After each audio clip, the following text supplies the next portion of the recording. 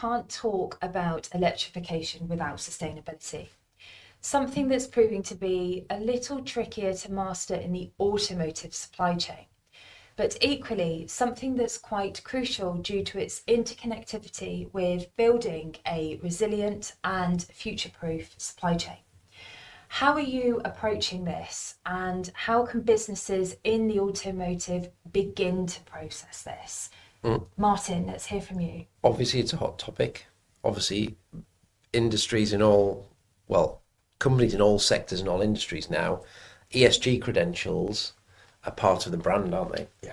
So, being very cynical, Martin Corner, I'm very interested in actually environmental catastrophes that are coming around the corner. So, personally, I want companies to be more sustainable and reduce emissions. But there is a cynical angle to it that companies are driving this in their midterm plans and their declarations to the board and their brand promise. And obviously this flows through into the world of supply chain and logistics. The big challenge we've got, the global complex automotive supply chain, means unless we can start teleporting things, which actually would make cars redundant anyway if we could teleport. So, but unless we start teleporting things, you're moving something, and if you're moving something, ultimately there's some form of sustainability impact or emissions. And again, I keep saying, using the word existential, the existential challenge we've got in the short term is that global footprint isn't going to change. The scalability of zero emissions logistics is a long way off. Again, I'll joke about myself in another thing I was doing a few years back at Volvo. I was interviewed by, it was the shipping industry, I think, on some seminar. And I asked a question, how long is it until we'll have like an EV Ro-Ro vessel or intercontinental vessel? And I think a couple of them burst out laughing and said, the battery would need to be as big as the hull, so you wouldn't be able to get any cars in the vessel because of the size of the battery required. Sure. So that's the challenge we've got. So it's very nice, and I'm sure Unipart will say we can offer some nice little sprinter vans that could do shuttle deliveries from a warehouse to your factory, EV, full EV, fantastic.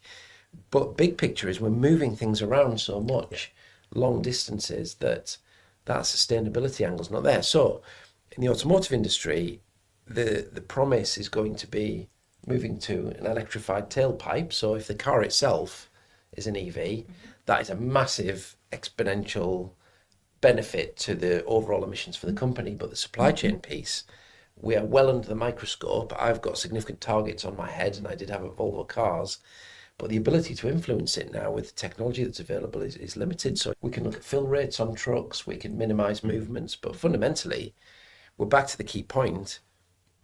Where your supply base is based ultimately determines your emissions, because the closer you can get your supply to your manufacturer, that will do far more than putting an EV truck in or putting on a train. So the downside is when you're selling a car, you've got to move it to the point of sale. And Aston Martin has UK factories and we sell globally. So at some point it's got to go on a truck or a train, plane or automobile. Ideally not a plane from an emissions perspective, but sometimes needs must. But no, it's a huge topic, and I think we've got to work on strategies to optimize it. But for me, that sourcing footprint, orchestration and nearshoring things is the best way to reduce emissions in the short term. Brilliant, thank you. And Richard, what's your thoughts? Well, I think to use the football cliche, it's a game of two halves. As Martin said, the supply chains themselves, there's lots that we can and are doing to decarbonise supply chains. And I think we're very proud of the work that we've done with customers like Sky, where we manage all of their logistics operations, but we've eliminated landfill. All plastics have been stripped out of the supply chain. Beyond that, we're doing all of that CO2 measuring, elimination of the plastics, use of alternative fuels, and synthetics in that area, HVO, etc. And as you say, ultimately, nearshoring supplies, it's moving that supply closer to the point of consumption. So all of that's good stuff, and it's complex, but that's going on. But the second half of the equation is around the batteries themselves. And I think I have two things that are outside of the direct control of the supply chain side of the automotive industry, but they need to happen to deliver that sustainable future. And I think the first thing is, and we've touched on it a bit today, but legislation, that has to become consistent across the world. Everybody needs to be able to understand how to move things as simply as possible from A to B, because, as you say, ultimately you still have to move things as a supply chain. It's a fact of life. But what you need to do is do that in the most efficient way. And at the moment, we're not able to move parts, batteries in particular, around the world in an efficient way. Yeah. And for instance, some of the authorizations, the approvals to be able to fly a battery that is the last resort, but if you have to, you have to. Those authorizations can take weeks, even months to get through from the necessary authorities. And that's just not acceptable.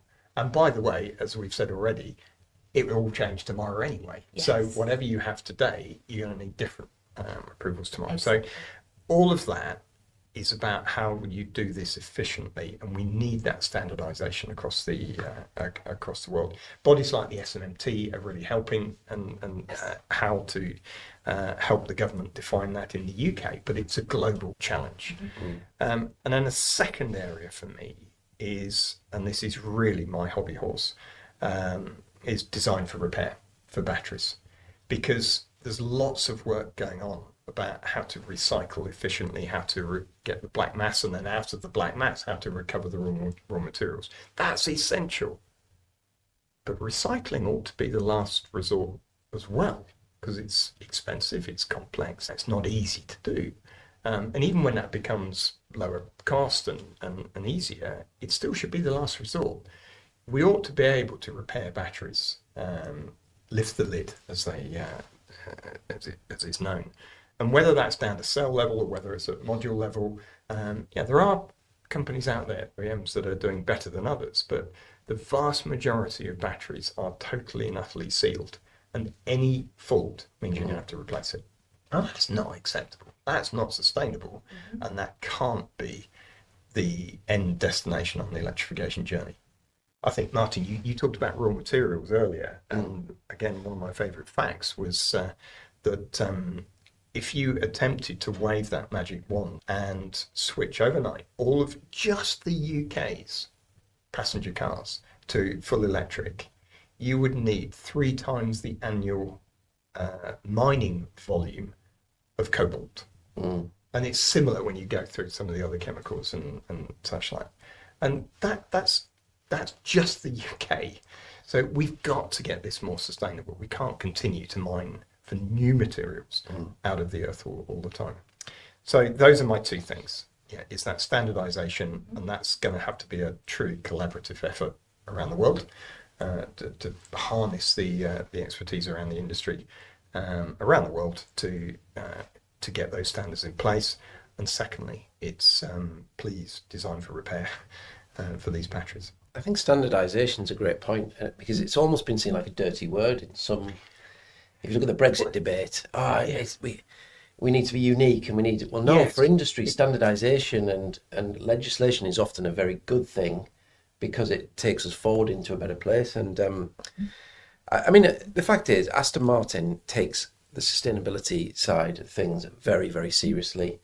But I think I pick up on what Richard said. I think there are things in our hands we can do, like cutting out plastics, friendly transportation.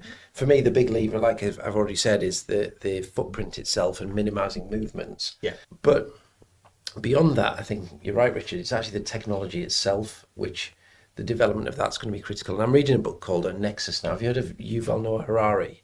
He wrote a huge bestseller called Sapiens, and he's written a book now called Nexus, and I've started reading it. It's about really the development of information systems through to the age of AI, and it's sort of, if you've grown up in the 80s and 90s and you've watched movies like Terminator and The Matrix, part of it, you feel very terrified of what's coming, because we're pretty much on the cusp of AI is already automatically developing things. So Yes. the positive angle could be AI might be developing the better technological solutions far faster than humans could. It's when the AI overlords take over and squelch our Skynet, brains to make this new sustainable technology that's the problem. No, joking aside, I think that is the fundamental thing that will change this. I know we've talked about hydrogen, but maybe there is a version of that around the corner that we don't know what it is yet, because 30 years ago people wouldn't have imagined electric cars particularly being mass market. So there could be something around the corner we just haven't imagined yet that actually solves the problem. Yes, I think that electrification per se and electric vehicles is not the only solution for powertrains going forward, and it is going to be horses for courses. The use case varies, and powertrains will vary without a shadow of a doubt. And hydrogen has its place, but it's the momentum now of electric is huge. Yeah. And I don't think that's going to change.